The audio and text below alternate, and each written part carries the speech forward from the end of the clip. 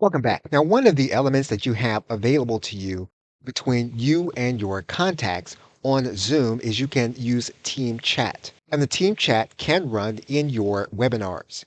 You can control the experience of team chat here in your Zoom client.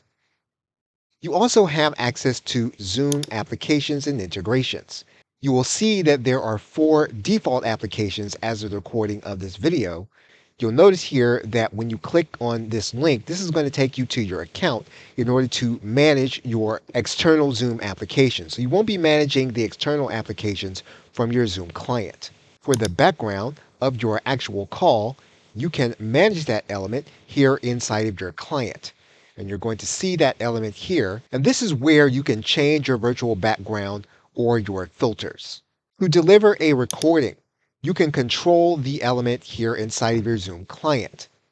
For example, you're going to see where you're going to store the recording if you're going to store it locally. And you can change that element here inside of the Zoom client. Now, once again, you are going to need to be logged into your Zoom client in order to make these changes so that they occur when you're on the actual webinar or meeting. You can also control elements of your profile. You can control elements of keyboard shortcuts.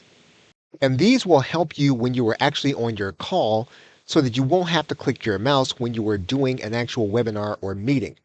And you can control these elements here in this area.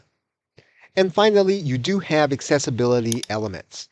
And you can control those accessibility elements here in this area. You'll notice that you have control over your closed captioning.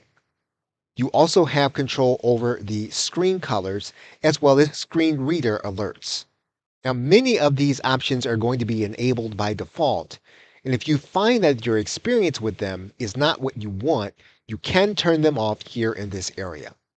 Okay, so with that, thanks, and I will see you in another video.